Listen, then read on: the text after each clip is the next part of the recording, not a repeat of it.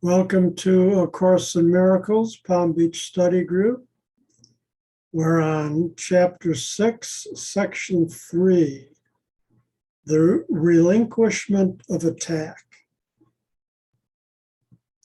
As we have already emphasized, every idea begins in the mind of the thinker. Therefore, what extends from the mind is still in it. And from what it extends, it knows itself. The word knows is correct here because the Holy Spirit still holds knowledge safe in your mind through his impartial perception. By attacking nothing, he presents no barrier to the communication of God. Therefore, being is never threatened. Your godlike mind can never be defiled. The ego never was and never will be part of it.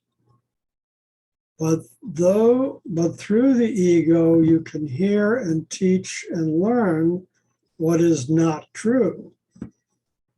You have taught yourself to believe that you are not what you are. You cannot teach what you have not learned, and what you teach, you strengthen in yourself because you are sharing it. Every lesson you teach, you are learning.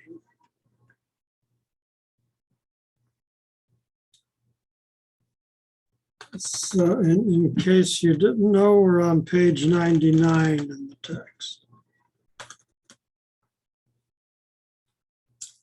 So let me go over that again. Every idea begins in the mind of the thinker.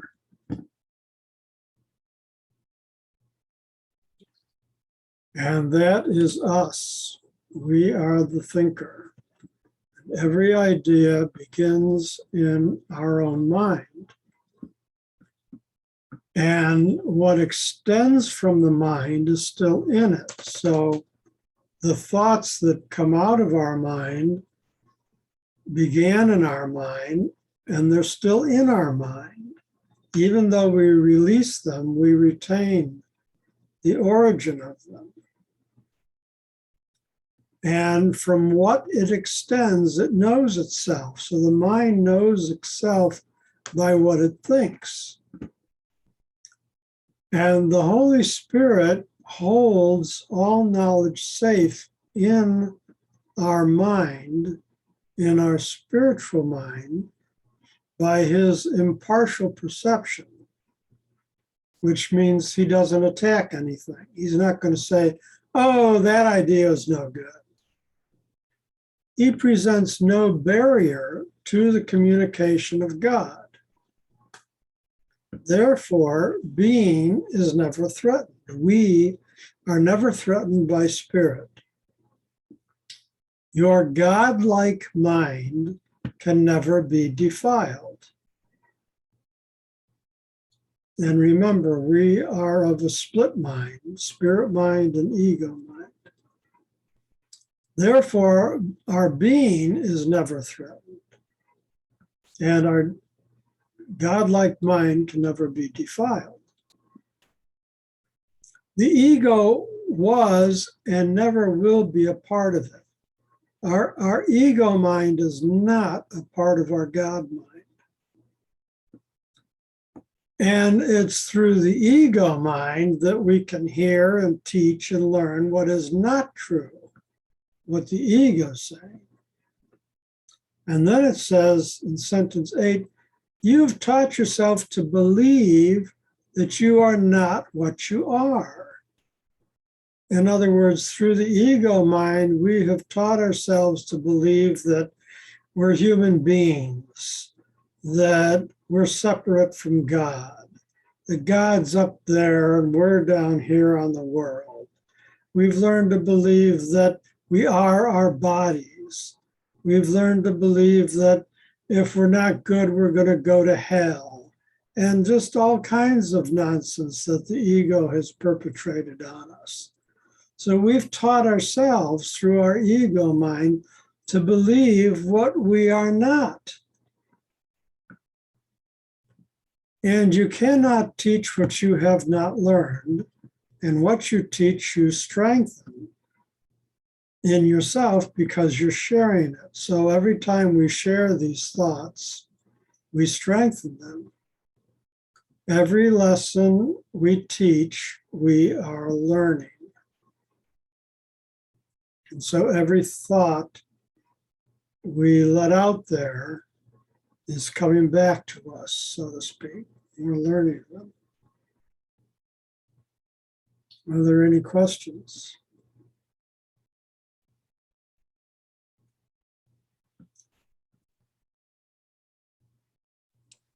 I brought this up to a conservation group in the local Sierra Club, is that the commissioners, the county commissioners,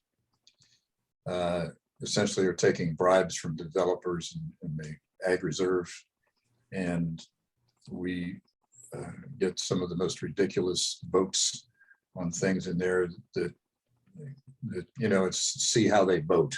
Essentially, you know, when they're getting bribes from the developers, that they're voting, and you know, and whatever is said by other people that are in their meetings, they, you know, it seems to make no difference.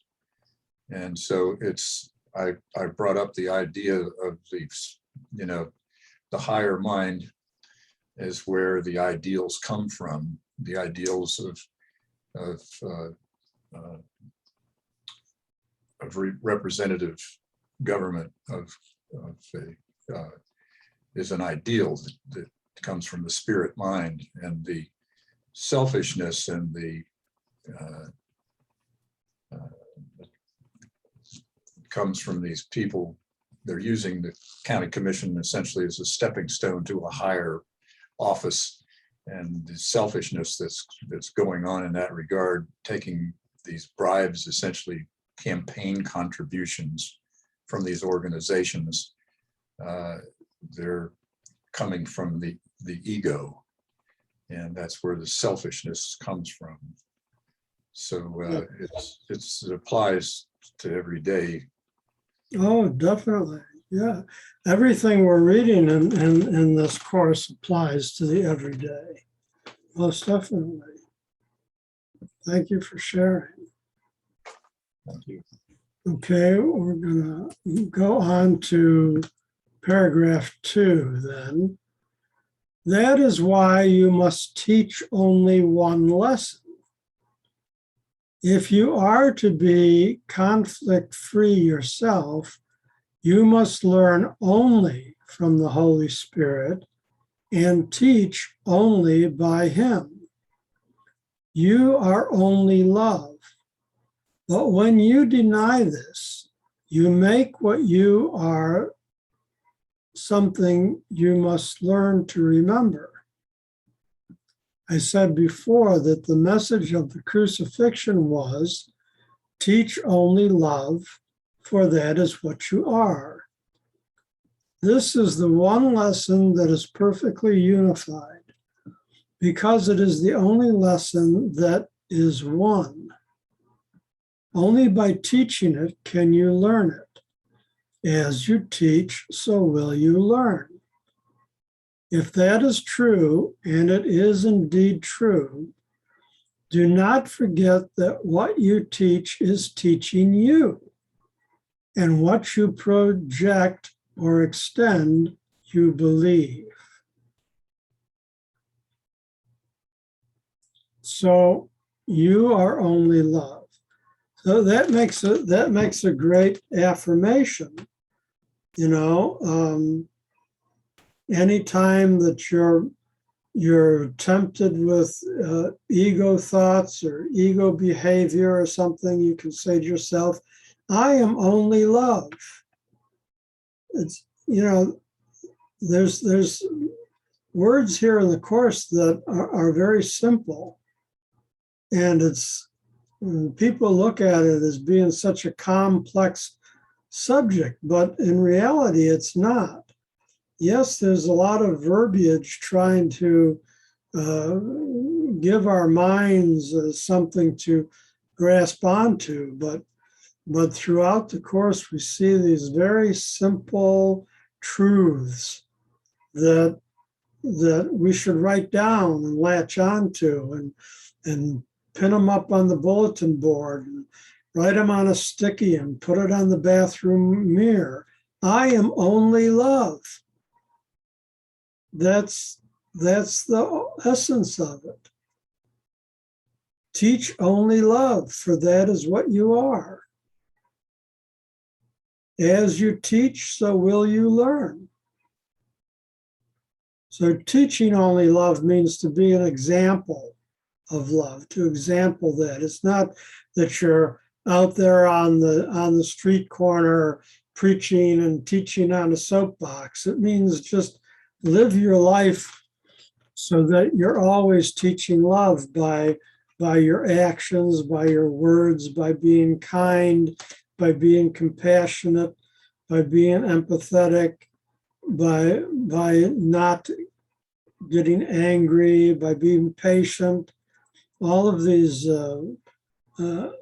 things is how you teach love. And then that last sentence, number 9, and what you project or extend, you believe. And why it says it that way is because projecting is what the ego mind does, and extending is what the spirit mind does. That's how it's defined in the Course. So it doesn't matter if you're projecting ego thoughts, you're believing ego thoughts. But if you're extending spirit thoughts, then you're believing spirit thoughts. Because as you teach, so will you learn. Any questions?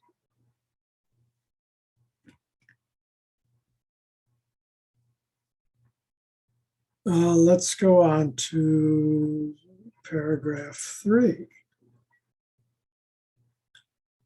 The only safety lies in extending the Holy Spirit, because as you see his gentleness in others, your own mind perceives itself as totally harmless.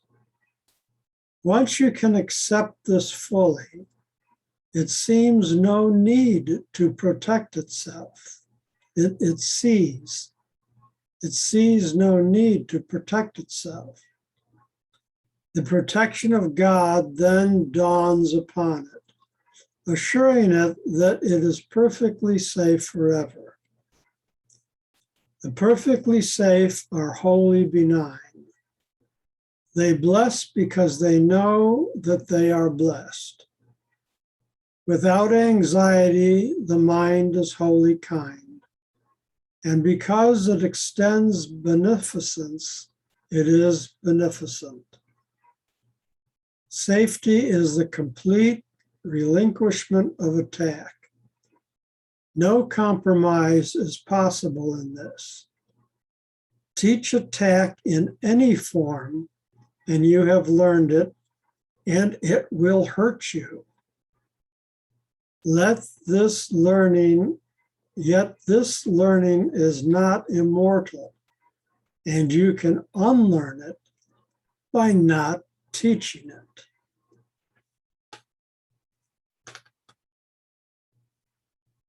Any questions?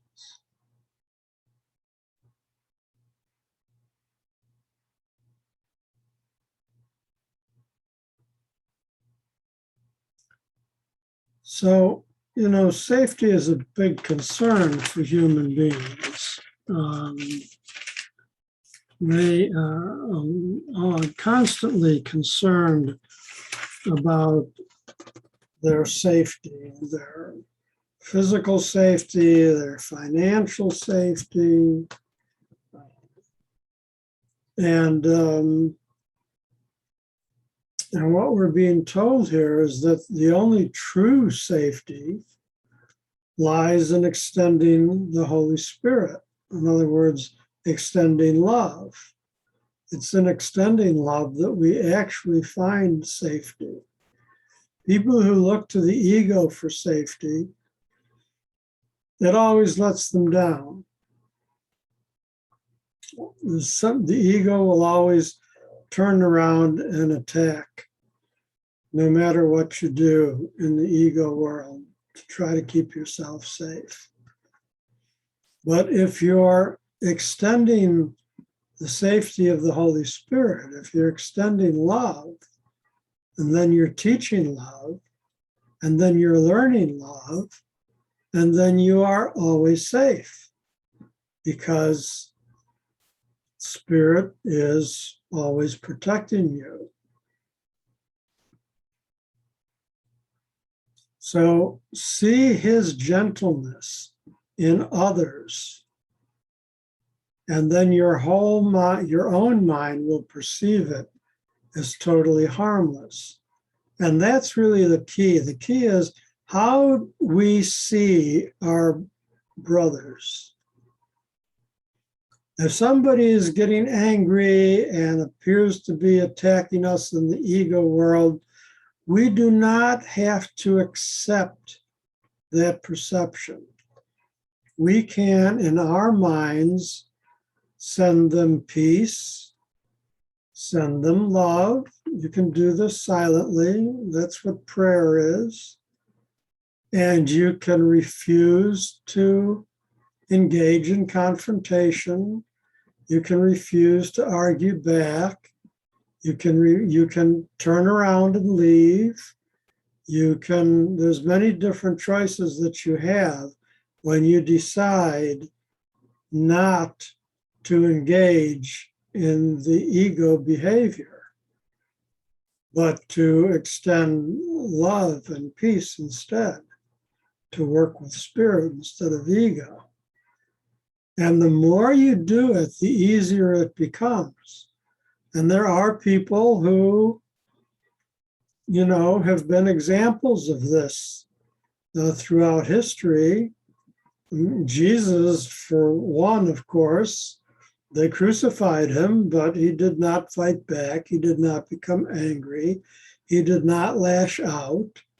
He just asked his Father to forgive them. Mahatma Gandhi, he'd just sit down. He didn't attack.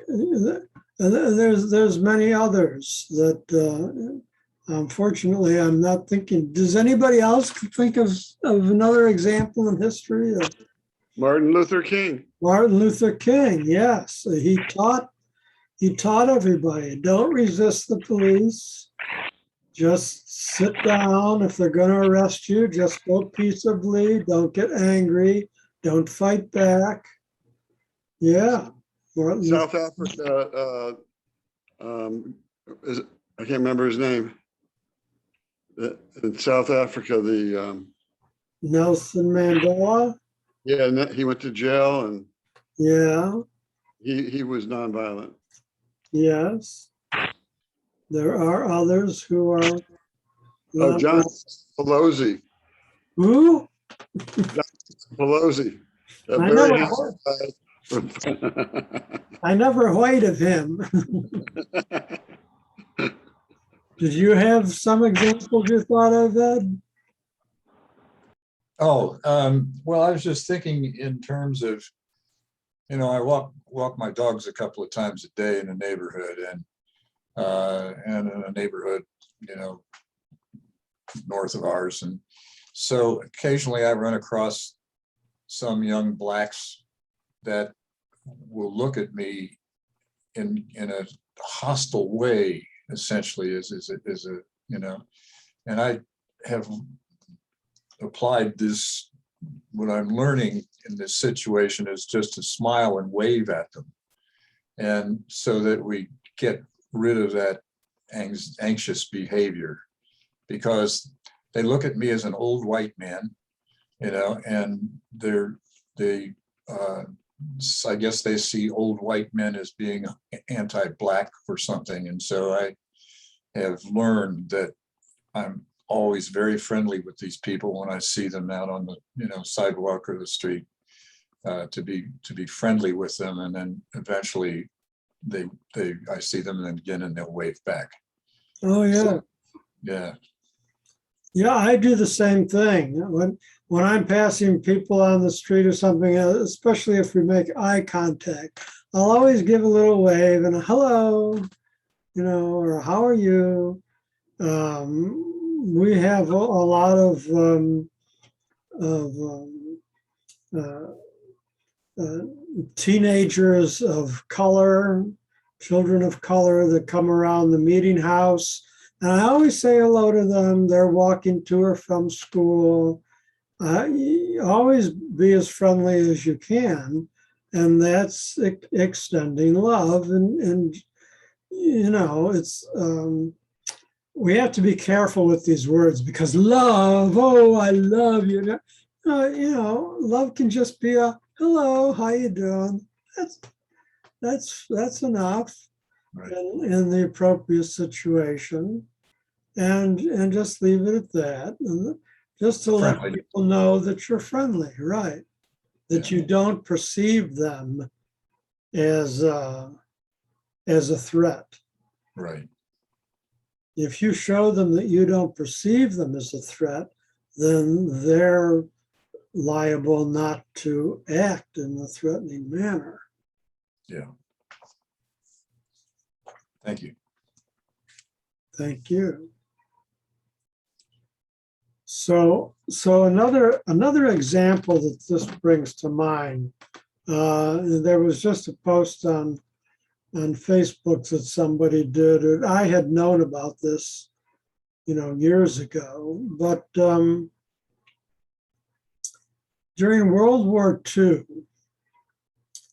and the Nazis occupied Denmark, and of course they told everybody that if you're a Jew, you have to wear the Star of David sewn onto your clothes, onto your coat, so that you can be identified. And the next morning or so, everybody in Denmark was wearing a star. Even the king and queen of Denmark walked down the street with stars sewn on their coats. Now, this was a great example of love and of teaching love, that they did not perceive the Jewish people as anything less than they were themselves, that they were in unity and oneness with them. And very, very few Jewish people in Denmark ever got sent to the concentration camps or anything, because practically the entire country was united in protecting them and keeping them secure. Or in the other countries, that star sent them to the concentration Oh, camps. definitely, yes, yes.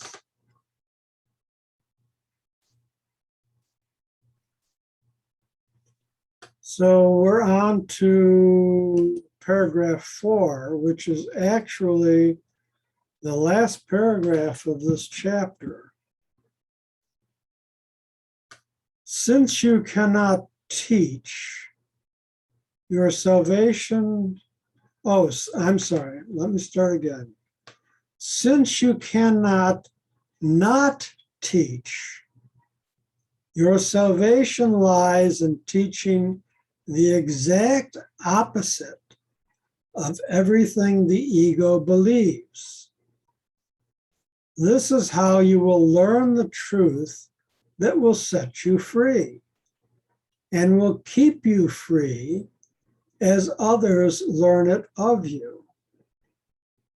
The only way to have peace is to teach peace. By teaching peace, you must learn it yourself.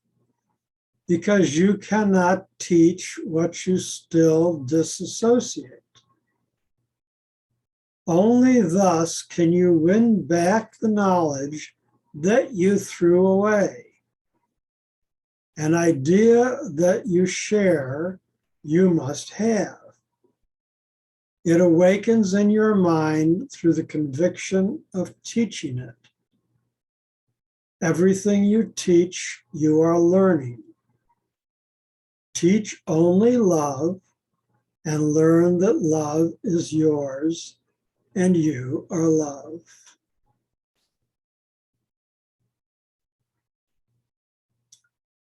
The sentence 5 says, only thus can you win back the knowledge you threw away. That was, we threw it away when we had that thought of separation, when we had that thought of that we could separate ourselves from God, thus creating the whole ego, mind, and world. That's what they're referring to, but that when we threw it away.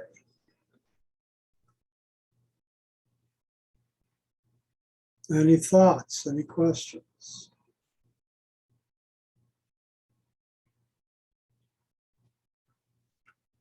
So the important thing here is right there in the beginning of that paragraph.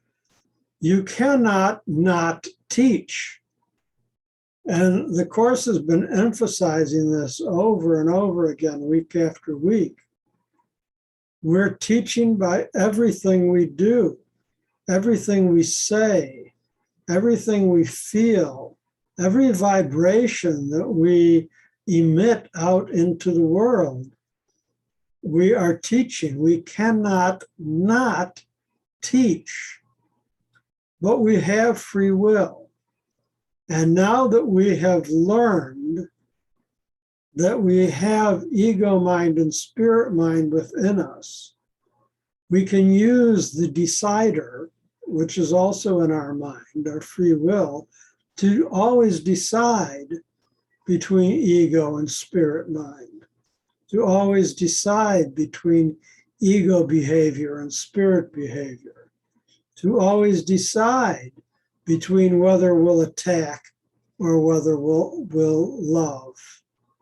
And so that is what we must teach ourselves. We must teach ourselves to, as much as possible, always go with spirit.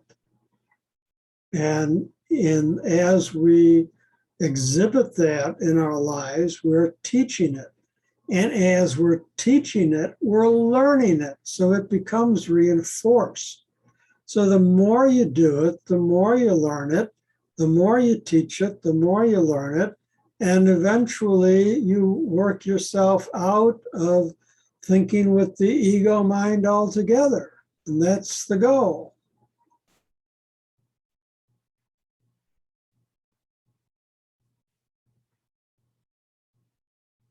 Anyone? Anything?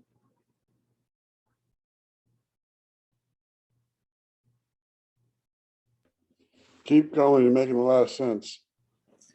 I'm listening, teacher. Thank you, David.